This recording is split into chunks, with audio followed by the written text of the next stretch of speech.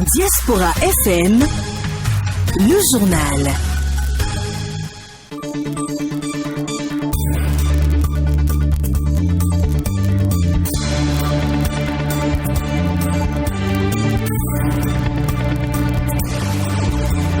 Lundi 30 août 2021, c'est l'heure de la grande édition du journal Parler. Mesdames et messieurs, bonjour, voici le sommet de ce journal. Démarrage ce jour du concours d'entrée dans les lycées techniques sur toute l'étendue du territoire national. Près de 200 candidats composent au lycée technique Koulibaly de Cotonou. À la faveur du 4e sommet sur l'initiative allemande G20 Compact with Africa, la vice-présidente de la République du Bénin, Mariam Tchabi-Talata, a fait sa première participation à une grande séance à l'international ce vendredi. Les États-Unis ont de nouveau frappé le groupe État islamique en Afghanistan hier. Un drone a bombardé un véhicule constituant une menace imminente d'attaque contre l'aéroport de Kaboul. Voilà l'essentiel à développer dans cette édition. D'autres sujets vont meubler ce journal. On se retrouve juste après cette petite pause. Aristide Sethi. Bienvenue à tous et à toutes. Merci d'avoir choisi la 102.3 pour vous informer. Le concours d'entrée dans les lycées techniques a démarré ce matin sur toute l'étendue du territoire national. Au lycée technique Koulibaly de Cotonou, l'un des deux centres du littoral, environ 200 candidats composent. Le chef service examen et concours par intérim à la direction départementale de l'enseignement secondaire de la formation technique du littoral, Séraphin Anani Kouledou, apporte plus de précisions sur le déroulement du concours. Il est au micro de Clémence Tononcoin. Ici au centre du lycée technique de Koulibaly, les choses ont démarré normalement comme cela se doit. Ici au lycée Koulibaly, nous avons au total 12 filières. Je ne saurais être exhaustif pour citer les filières, mais entre autres, il y a la G1, la G2, la G3, eau et assainissement, IMI, OG, électricité, MV, ainsi de suite. Dans tout examen, on rencontre toujours des difficultés. Les problèmes que nous avions eus, c'est surtout au niveau des apprenants. Beaucoup d'entre eux sont venus sans carte d'identité. Et l'équipe s'est mise au travail et a envoyé les candidats en salle et a demandé qu'ils nous donnent les numéros de leurs parents. Et nous nous sommes mis au travail. Nous avons appelé tous les parents des candidats qui ont oublié leurs cartes. Nous leur avons demandé de se présenter avec les cartes. Certains parents viennent avec les cartes et quand ils viennent, on les envoie vers la salle pour que les candidats aient leurs cartes. Nous traversons une période vraiment sensible. La pandémie sévit et les dispositions sur ce plan ont été prises. Et nous avons exigé que toute personne qui entre dans le centre porte systématiquement les masques, aussi bien au niveau des candidats, des surveillants et de toutes les autorités. Cette mesure a été respectée. Nous avons les dispositifs de lave-mains et ça se passe comme cela se doit. Concernant les dispositifs sécuritaires, les forces de l'ordre sont là et veillent au grain. Je vous le disais en titre, la vice-présidente de la République du Bénin, Mariam Tchabi-Talata, a pris part au nom du chef de l'État vendredi par visioconférence au 4e sommet sur l'initiative allemande G20 Compact with Africa. L'objectif de cette initiative est d'améliorer, dans le cadre du partenariat qui lie l'Allemagne à l'Afrique, les conditions de base des investissements et du commerce et de favoriser de nouvelles formes de partenariat mutuel avantageuse et durable. Suivez le point de la participation du Bénin avec Aurélien Agbenossi, ministre des Affaires étrangères de la coopération. La vice-présidente a été commise à cette tâche dont elle s'est acquittée remarquablement. Vous avez écouté son intervention, vous avez écouté les priorités qui sont les nôtres dont elle a parlé et surtout la vision du président qu'elle a pu traduire dans les urgences qui sont celles de mesures rapides qu'il faut prendre pour créer les conditions non seulement infrastructurelles dans nos pays, mais aussi les conditions techniques pour que l'on puisse avoir accès aux vaccins, qu'on puisse produire des vaccins, mais créer le cadre dans lequel les prises en charge peuvent s'effectuer. Notre pays fait une bonne expérience de la lutte contre la pandémie, mais c'est un sujet de préoccupation majeure. Vous savez que les chiffres ne sont pas bons en ce moment, il y a une remontée, mais heureusement que le Bénin avait déjà pris des dispositions utiles qui, je dois dire, servent de garde-fou. Il y a des pays où les mesures n'ayant pas été prises à temps, les chiffres sont encore plus catastrophiques. Mais ce que je retiens de cette conférence, c'est que vous avez vu dans la dernière session, BioNTech s'engage à faire un partenariat avec les pays africains pour créer les capacités de création, de production, j'allais dire, du vaccin anti-Covid. Et je crois que ça, c'est une chose qu'il faut retenir. La deuxième chose, c'est le fait que les pays occidentaux aient accepté aujourd'hui qu'il y ait le droit de tirages spéciaux pour pouvoir permettre à nos pays d'accéder à des ressources. Il faut des ressources supplémentaires dans le contexte actuel où la pandémie a conduit à la récession dans plusieurs pays. Le Bénin s'en sort très bien, en tout cas mieux que certains, mais il reste que nous avons besoin d'avoir des ressources pour pouvoir poursuivre notre marche vers le développement, pour pouvoir relancer les secteurs qui ont souffert du fait de la pandémie. Aurélien Agbenossi, ministre des Affaires étrangères et de la coopération. Page santé à présent, la vaccination est de plus en plus présentée comme la meilleure solution qui existe actuellement pour lutter contre la COVID-19. Au Bénin, les populations adhèrent progressivement à ce choix. Mais avant de bénéficier de cette vaccination, le candidat doit signer une fiche de consentement. Pourquoi le citoyen devrait signer la fiche de consentement préalable à la vaccination? Qu'est-ce qui se cache dans cet engagement? Dr Thierry Lawalé, le directeur de l'Agence nationale des soins de santé primaire, répond à ces préoccupations.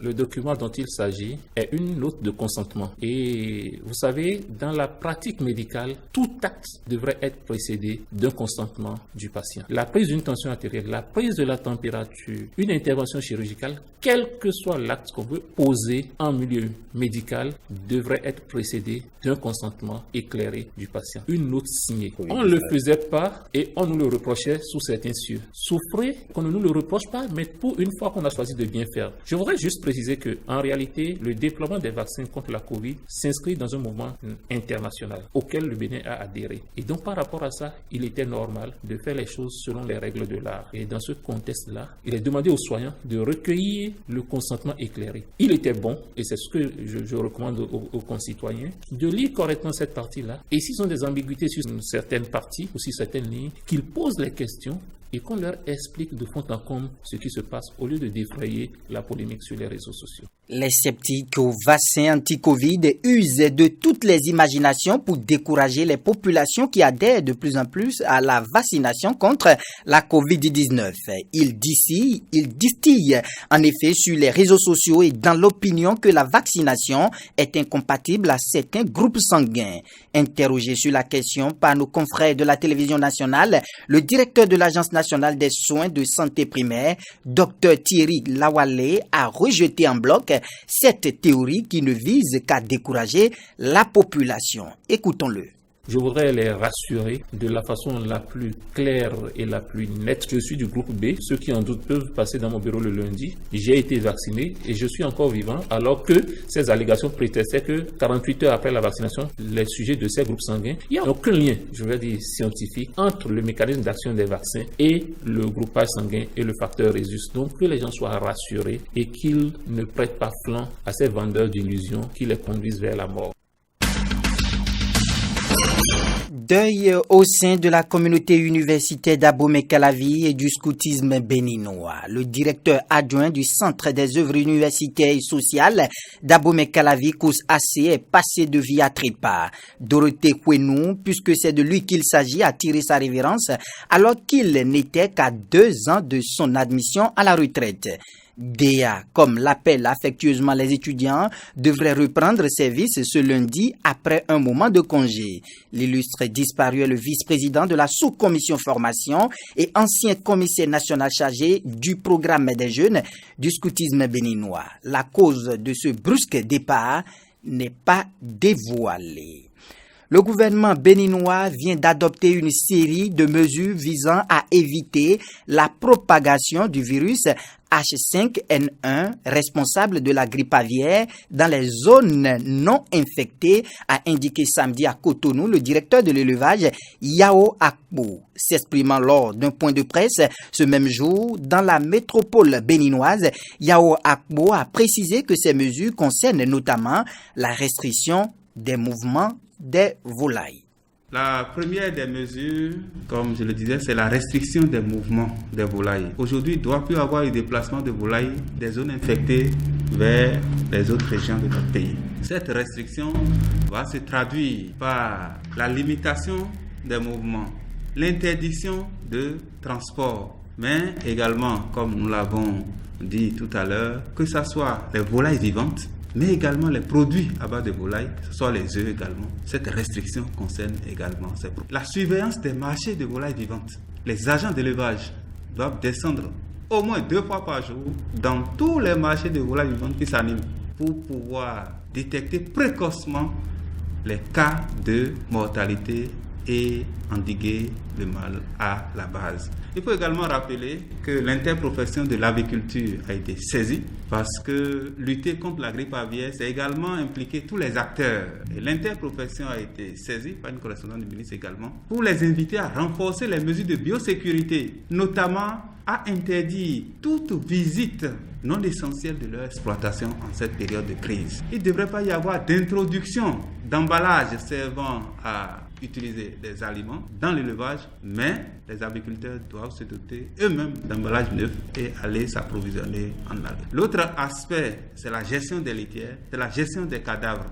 Mais le point le plus culminant, c'est que tout cas de mortalité doit être signalé soit aux agents des services vétérinaires, soit aux autorités locales.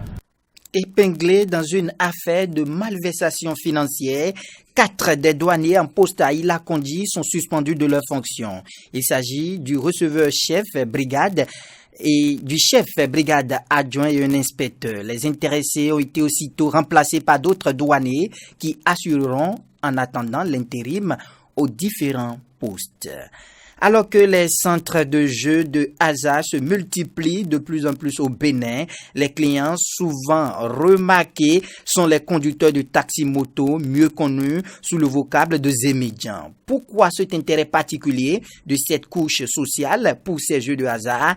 Aimé Juste Desfodji a tenté de savoir. Loto, casino, paris sportifs sont entre autres les jeux de hasard qui existent aujourd'hui sur le marché béninois. Force est de constater que ces jeux attirent beaucoup plus de joueurs. Cette expansion du phénomène pourrait s'expliquer par le fait que les mises sont à la portée de toutes les bourses. La petite machine, ça débute à partir de 50 francs seulement. Si tu joues 2 numéros à partir de 50 francs, tu es déjà à 12 500. Si c'est 5 numéros à 100 francs, tu es déjà à 2 500. Si c'est 2 numéros à 100 francs, tu es à 25 000. Si c'est 2 numéros à 500, tu es à 125 000. Mais si c'est 3 numéros à 50 francs, tu es à 125 000. Des gains faramineux qui amènent les conducteurs de taxi-moto à être les premiers et fidèles clients de la loterie nationale. Oui, non, ce sont eux qui sont nos meilleurs clients même. Il y a beaucoup de Zim qui jouent à ce jeu parce que, pourquoi? Il y a beaucoup d'entre eux qui gagnent. Je connais peut-être un ami, tous les jours il joue et il gagne.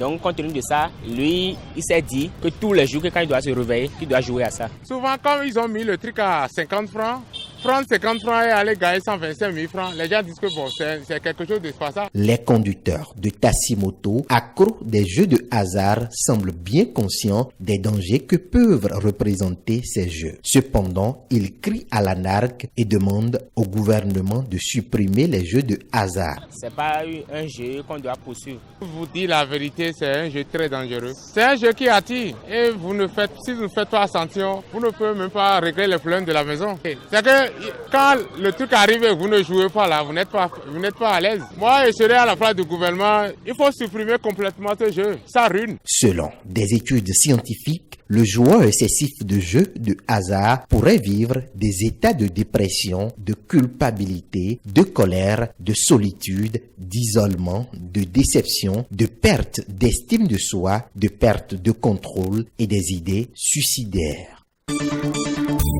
Les nouvelles africaines et internationales. rassemblement pacifique est prévu ce jour en faveur d'un changement politique au sud du Soudan. La manifestation nationale est organisée par la Coalition du Peuple pour l'Action Civile, PCCA, qui demande la démission des dirigeants. La présence policière a été augmentée à Juba afin de dissuader la population de participer à cette protestation jugée illégale. Le porte-parole de la police a également menacé de prendre des mesures envers les personnes participant au rassemblement. L'incertitude règne en Tunisie depuis que le président Kais Saied a limogé son premier ministre et suspendu les activités de l'Assemblée des représentants du peuple pour une période de 30 jours le 25 juillet. Lors d'une prise de parole le 23 août, il a annoncé la prolongation de ces mesures. Dans le gouvernorat de Sidi Bouzid, certains habitants gardent espoir sur les intentions du dirigeant. Les États-Unis ont de nouveau frappé le groupe État islamique en Afghanistan dimanche. Un drone a bombardé un véhicule constituant une menace imminente d'attaque contre l'aéroport de Kaboul.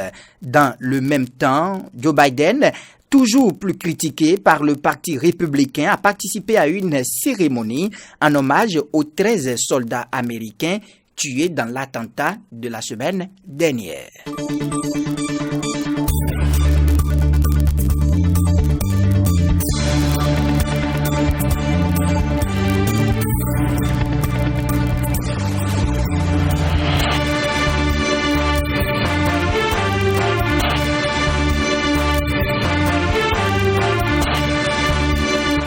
C'est la fin de cette édition. Merci infiniment de l'avoir suivi. Mise en onde, Didier Guédou, chef d'édition, Dorcas Awangan, présentation Aristide Setin. Mais avant de partir, retenez cette citation de Albert Schweitzer. Je cite, « Le succès n'est pas la clé du bonheur. Le bonheur est la clé du succès. Si vous aimez ce que vous faites, vous réussirez. » On se retrouve tout à l'heure à 13h30 pour votre émission Réagissons à l'actualité. Et n'oubliez surtout pas de vous laver les mains à l'eau et au savon. Portez vos masques en tout lieu. À tout à l'heure.